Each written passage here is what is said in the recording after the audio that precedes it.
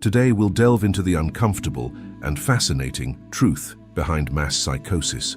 How entire societies can fall into a hypnotic trance of stupidity, illusion, and blind obedience. You'll learn why it happens, how to recognize when it's happening, and more importantly, how to escape its grip.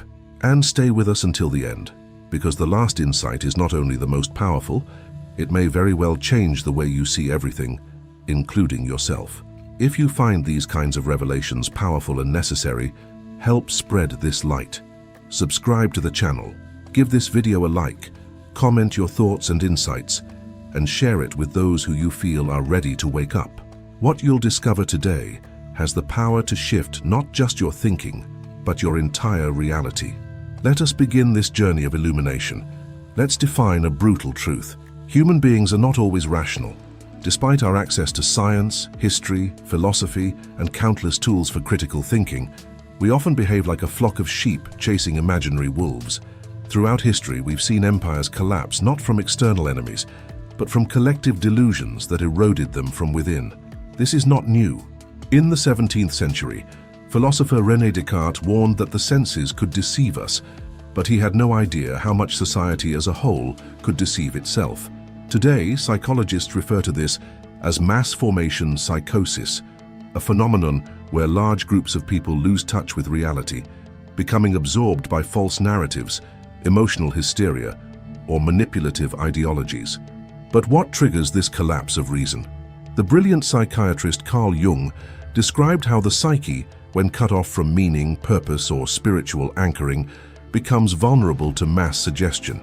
In his view, when individuals are not grounded in their own identity, they seek it in the herd. And the herd, unfortunately, is often driven by fear, propaganda, and the need to belong, even at the cost of truth. Think about the last few years. Social media, news cycles, cultural wars. We've witnessed people repeating slogans they don't understand, supporting movements they've never researched, and attacking others simply for questioning the mainstream. Is this intelligence? Is this progress? Or is this a society in a state of mental and spiritual collapse? The French philosopher Gustave Le Bon, in his classic book The Crowd, explained that individuals in a group lose their sense of responsibility and critical thinking. Instead of acting like rational adults, they become emotionally charged children, easy to manipulate, quick to rage, and eager to conform. And here lies the danger. The more disconnected people become from critical thought, the easier it is to control them. Mass psychosis is not just a clinical term, it's a lived experience. It happens when people stop thinking for themselves and start outsourcing their perception of reality to authority figures, mass media, or popular trends. Ask yourself, how many of the opinions you hear every day are truly someone's own? How many are just echoes of what they've been told to believe? This phenomenon intensifies when fear is introduced. Fear is the fuel of collective madness, and those in power, knowingly or not, have often used it to drive the herd in whatever direction suits them. From religious crusades to political regimes, from economic panics to health scares, mass hysteria has repeatedly been manufactured and weaponized throughout history. But the most insidious part of all this? When you're surrounded by people who've surrendered to mass psychosis, they don't think they're crazy. They think you are. This reversal is chilling. Suddenly, questioning becomes dangerous. Curiosity becomes heresy. Silence becomes safer than truth. And in this climate, true intelligence and true sanity becomes isolated. So what can we do? The first step is awareness. As Jung wrote, "Until you make the unconscious conscious, it will direct your life and you will call it fate." In other words, if we don't recognize the forces acting on our minds, we will never escape them. Mass psychosis feeds on passivity, on silence, on blind conformity. It thrives when people stop asking why. Have you noticed how difficult it is to have deep, rational conversations in today's world? Why do some people mock questions rather than answer them? Why is dissent so often labeled as hate? Why do those who speak inconvenient truths face more resistance than those who peddle comforting lies? Could it be that we are not dealing with ignorance, but with a willful escape from reality? This escape is seductive. It promises belonging, safety, and identity. But at what cost? As we move forward, we'll uncover the psychological mechanisms behind this mass delusion, and how certain thinkers predicted this descent decades ago. We'll also explore how you can protect your own mind from being absorbed by this collective hypnosis. But most importantly, we'll expose the final key, the powerful tool that very few dare to use, the one that frees you completely, and that's coming later in this video. Until then, reflect on this. Are your thoughts really your own, or are they the thoughts of the crowd echoing inside your head? Take a moment to sit with that question. Let's go deeper. Think back to a time when you disagreed with the majority, not out of stubbornness, but because something inside you whispered, "This doesn't feel right." Perhaps it was during a debate, or while watching the news, or maybe in a classroom when everyone applauded a concept you couldn't accept. You stayed quiet. Or maybe you spoke up and paid the price. This moment, though subtle, was a fracture, a glimpse into the mechanism that governs social conformity and silences inner truth. The human brain is not only designed for survival, but for belonging. Our ancestors needed the tribe. Exclusion meant death. That primal programming still exists in us today. But now, instead of fearing lions in the savannah, we fear being the odd one out. We fear ridicule, isolation, judgment, and mass psychosis takes full advantage of this primal fear. Psychologist Solomon Asch conducted a famous experiment in the 1950s. He showed participants a series of lines and asked them to identify which ones matched in length. The correct answer was obvious. But when actors in the room purposely gave the wrong answer, the real participants, under pressure, also gave the wrong answer, just to conform. The need to fit in overpowered the evidence of their own eyes. Let that sink in. This is how mass psychosis begins, not with monsters and dictators, but with ordinary people afraid to stand alone. Now amplify that across millions of individuals. Multiply that fear by the reach of social media, the power of manipulated news, and the speed of modern communication. You now have a psychological virus, an epidemic of obedience, infecting minds at scale. But there's more. When people abandon their own thinking, they don't just become neutral, they often become aggressive. The German philosopher Friedrich Nietzsche warned us, madness is rare in individuals, but in groups, parties, nations, and ages, it is the rule. A society that suppresses truth doesn't become peaceful. It becomes hostile to truth-tellers. This is why you'll notice a strange phenomenon. When someone calmly presents evidence, logic, or reason, the crowd reacts with rage, mockery, or censorship, not because the information is wrong, but because it threatens the false safety of their illusion. It's not stupidity in the intellectual sense. Many people caught in mass delusion have degrees, titles, status, but intelligence without awareness is like a ship without a compass. You can be brilliant and still deeply lost. And here we reach the painful irony. We are surrounded not just by ignorance, but by educated confusion. Information is everywhere, but wisdom is scarce. People have facts, but lack clarity. They know what to think, but not how to think. They mistake consensus for truth and compliance for virtue. This is not entirely their fault. Modern society is designed to distract. Schools teach memorization, not critical thinking. Media sells emotion, not accuracy. Social media rewards outrage, not wisdom. We are trained to react, not to reflect. So what's the antidote? It begins with reclaiming your mind. You must build an inner firewall. One that filters the noise, questions assumptions, and protects your inner clarity from being hijacked by the collective. Begin by asking yourself uncomfortable questions. Why do I believe what I believe? Who benefits from me believing this? What if I'm wrong? Or what if everyone else is? And here's another.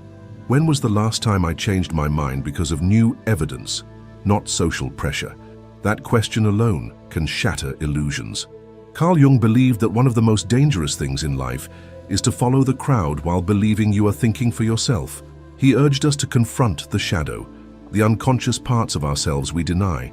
And in today's world, the collective shadow is growing darker. Projection, blame, hysteria, all signs of a society in psychological distress. But the key is this: you are not powerless. You are not doomed to drown in this sea of madness. In fact, your awareness is the very lifeboat others are seeking, even if they don't know it yet. As you awaken from the mass illusion, you'll notice things others miss.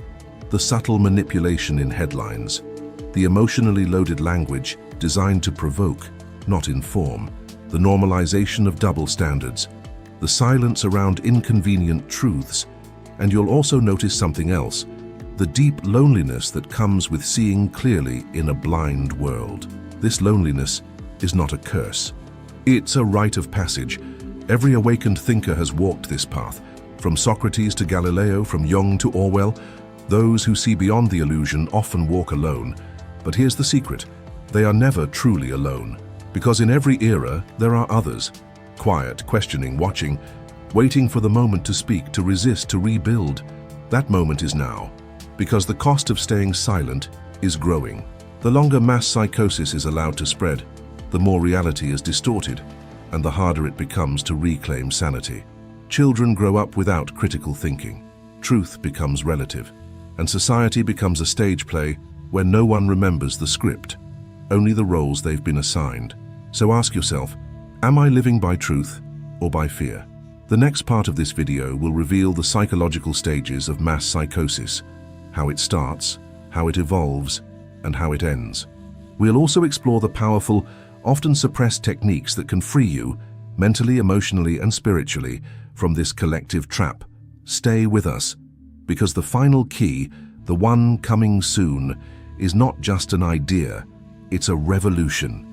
To understand mass psychosis, we must first understand the individual psyche, because a society is nothing more than a collection of minds reacting to fear, desire, and meaning.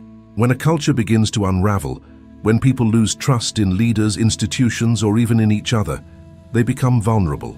Anxiety rises, certainty fades.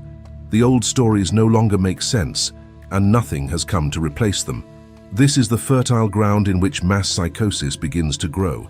It starts with disorientation, a vague sense that something is wrong, but no clarity about what it is. The world feels chaotic. People feel helpless. In this fog, the mind begins to crave order, even if it comes at the cost of truth. The next stage is simplification. A narrative appears, often from the media, the state, or charismatic influences.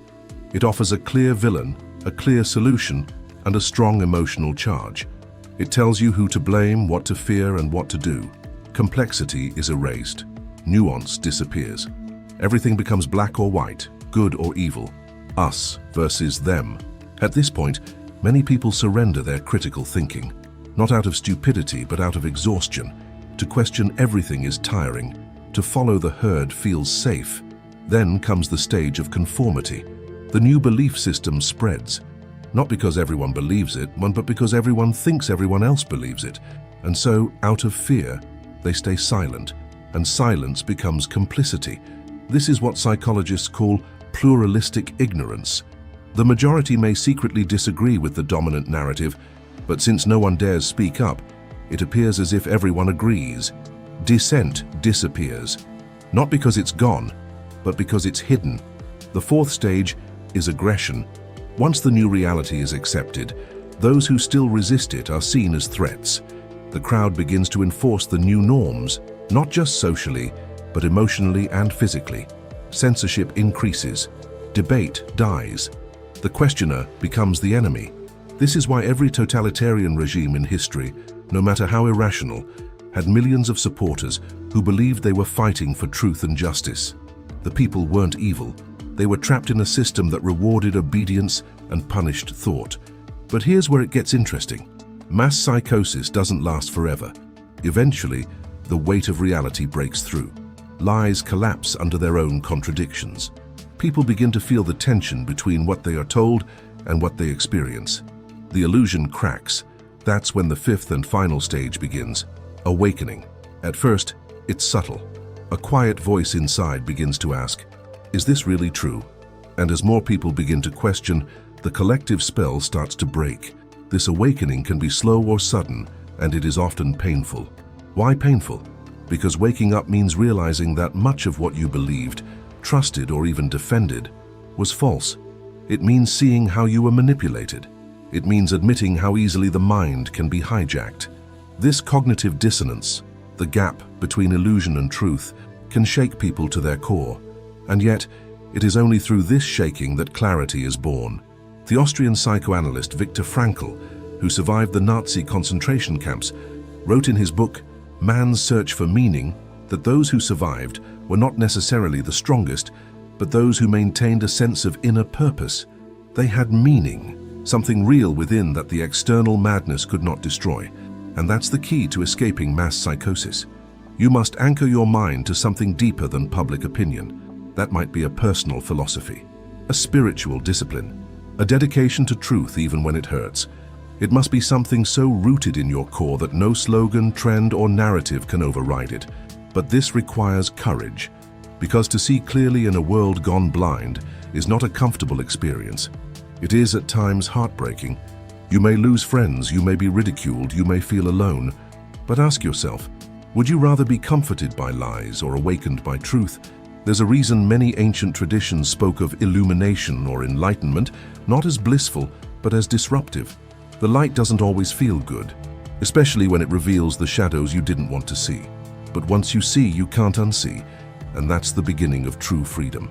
Now let's turn to practical steps. How do you stay mentally sovereign in a time of mass hypnosis? The first step is silence. Not the silence of fear, but the silence of inner observation. Learn to watch your thoughts. Where did they come from? Are they grounded in evidence? Do they serve truth or comfort? This practice, rooted in Stoicism and Buddhism alike, is the gateway to psychological autonomy. Second, reduce emotional reactivity. Mass psychosis thrives on triggered minds. The more reactive you are, the easier you are to manipulate. Begin to question your immediate reactions. Why did that comment anger me? Why did that post make me afraid? Emotional discipline is not suppression, it's sovereignty. Third, reconnect with meaning. Whether through philosophy, spirituality, art, or nature, find what transcends the chaos. As Nietzsche said, "He who has a why to live can bear almost any how." Meaning is the antidote to manipulation. Fourth, build community, not of echo chambers, but of thinkers. People who value truth more than comfort. People who are willing to listen, to question, and to grow. One awakened mind is powerful, but many awakened minds, connected by truth, can change the course of history. Finally, prepare yourself for the last revelation, the one we promised in the beginning. Because the greatest escape from mass psychosis does not lie in resisting the crowd, but in transcending the need for a crowd altogether. And that we will explore in the final part. There is a moment in every seeker's life when the noise of the world fades and a new silence arises. It is not the silence of ignorance or avoidance, but the silence of realization, a clarity so piercing that, for a brief moment, everything makes sense. You see through the illusion. You recognize the madness.